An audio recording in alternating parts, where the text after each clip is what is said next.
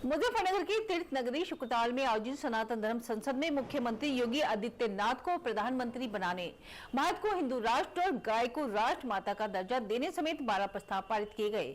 योगी के प्रस्ताव पर संतों की मोहर लगी तो पूरा परिसर तालियों की गड़गड़ाहट से गूंज उठा। धर्म संसद में हिंदू समाज को आगाह किया गया कि राष्ट्र और भारतीय संस्कृति को बचाने के लिए हिंदू समाज को एकजुट होना होगा, क्योंकि कुछ ताकतें देश को कमजोर करने में लगी हैं। हिंदू संघर्ष समिति के तत्वावधान में शुक्रताल के हनुमान धाम परिसर में आयोजित सनातन धर्म संसद में हिंदू समाज की एकता पर बल देते हुए 11 प्रस्ताव पारित किए गए। 12वां प्रस्ताव संत समाज की तरफ से आया, जिसमें यूपी के मुख्यमंत्री योगी आदित्यनाथ को हिंदू संस्कृति का रक्षक बताते हुए प्रधानमंत्री बनाने की वकालत की गई। धर्म संसद में मौजूद लोगों ने तालियां बजाकर इस प्रस्ताव का स्वागत किया। भारत के विभिन्न प्रांतों से पधारे संतों, महामंडलेश्वरों, धर्माचार्यों, विद्वानों, सामाजिक कार्यकर्ताओं एवं हिंदू संघर्ष समिति से जुड़े हुए विभिन्न हिंदूवादी संगठनों के प्रतिनिधियों तथा समस्त हिंदू समाज की उपस्थिति में भारत को पुनः हिंदू राष्ट्र घोषित करने, गौ माता को राष्ट्रमाता का दर्जा देने, हिंदू हितों के लिए केंद्रीय सनातन बोर्ड गठित करने तथा सामाजिक एकता एवं समरसता को राष्ट्रीय नीति में प्राथमिकता देने, समाज एक शक्ति के सिद्धांत पर राष्ट्रीय स्तर पर जन जागरण चलाने, जनसंख्या नियंत्रण एवं समाज नागरिक संहिता शीघ्र लागू करने, राष्ट्र निर्माण में संत समाज की भूमिका को औपचारिक मान्यता देने, भारत के ऐतिहासिक हिंदू मंदिरों एवं धार्मिक स्थलों के मूल स्वरूप को बनाए रखने को विशेष राष्ट्रीय कानून बनाना आदि शामिल है। देखिए, हिंदू संघर्ष समिति द्वारा आयोजित सनातन धर्म संसद हमारे जनपद के धार्मिक और पौराणिक स्थली शुक्र तीर्थ में आयोजित की गई। पूरे भारतवर्ष से हमारे विद्वान पूज्य संत महामंडलेश्वर इस कार्यक्रम में जिनका सानिध्य प्राप्त हुआ।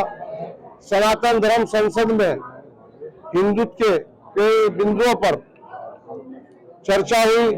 चर्चा के उपरांत यहाँ प्रस्ताव पास हुए।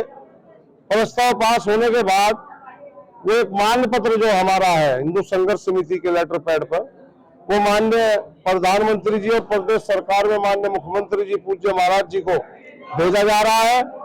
हमारी ये मांग रहेगी, दबाव रहेगा सरकार पर कि जो आज सनातन धर्म संसद में पूज्य महामंडलेश्वर जी की उपस्थिति में जो प्रस्ताव पास हुए हैं, सरकार उन्हें विलंब प्रस्ताव पास करे और वो कानून यहाँ पर लागू किया जाए। मैं बचपन से सुनती थी और मुजफ्फरनगर की दबंगई और कठमुल्लों का लुंगी डांस भी सुना करती थी, और आज जब आई तो जैसे ही मुजफ्फरनगर एंटर किया तो मैंने देखा कि बिल्कुल दीमक और कठमल की तरह सब फैले हुए हैं। एनीवेज, मैं किसी भी मजहब के खिलाफ नहीं हूँ, लेकिन अगर मजहब वाले पाकिस्तानी मानसिकता और हाफिज सईदी मानसिकता और बांग्लादेशी मानसिकता अगर यहाँ पर दर्शाने की और करने की कोशिश करेंगे तो वही आलम होगा जो बुरहान वानी का हुआ, जो यासिन मलिक का हुआ, जो याकूब मेमन का हुआ, जो अजमल कसब का हुआ, जो बाकी जिहादियों और आतंकियों के साथ होता है, इनका भी वही होगा। आपने महमूद मदनी है तो भाइयों पे निशाना साधा? नहीं, मैंने निशाना नहीं साधा है। तो भी मैं क्लियर कर लूं, मैंने निशाना नहीं साधा है। उन्होंने ऐलानिया संवैधानिक देश भारत में बैठ करके उन्होंने जिहाद का ऐलान किया है कि जब जब जुल्म होगा तब तब जिहाद होगा। तो मैं ये पूछना चाहती हूँ कि आप आराम से बड़े मदनी और छोटे मदनी चोंगा भोंपू लगा करके देश की सर्वोच्च न्यायपालिका को कोस रहे हैं, देश के प्रधानमंत्री को कोस रहे हैं, देश की सरकार को कोस रहे हैं, देश के रक्षक को और सारे सबको कोस रहे हैं। तो उन पर कौन सा जुल्म हो रहा है? अभी तो छोटे मदनी बड़े मदनी दोनों तो घर पे ही है ना, कोई तो अभी जेल नहीं गया। अभी हम मोहम्मद सुअर की दुकान बोल देंगे तो हमारे ऊपर 71 FIR हो जाएगा, हम कठमुल्ला बोल देंगे तो हमारे ऊपर FIR हो जाएगा। यहाँ सिविल वॉर करने की बात हो रही है, यहाँ जिहाद करने की बात हो रही है। मुझे लगता है कि देश की सर्वोच्च न्यायपालिका को सुओ मोटो एक्शन लेना चाहिए छोटे मदनी पर। और जिस तरीके से अल-फलाह से आतंकी 7 डॉक्टर मिले हैं और उन्होंने लाल किला पर जो जिहादी हरकत किया है, नमाज पढ़ के किया है, और बड़े मदनी जो है वो हरा साफा लगा करके अल-फलाह यूनिवर्सिटी का वो वाहवाही कर रहे थे। तो ये सब इस संवैधानिक देश में अब चलेगा नहीं, और अगर ये लोग चलाने की कोशिश करेंगे तो फिर सरकार को हमारी बातें भी सुननी पड़ेंगी। हिंदू संघर्ष समिति के तत्वाधान में जो आज सनातन धर्म संसद का आयोजन किया गया है, इसमें लगभग 38 संगठनों की भूमिका रही है और कुछ संगठनों ने बहुत ज्यादा मेहनत भी की और उनकी बदौलत कार्यकर्ता और पदाधिकारी इस कार्यक्रम में आए हैं। वैसे तो अगर हम संख्या की दृष्टि से देखें तो अपेक्षाकृत संख्या कम रही है।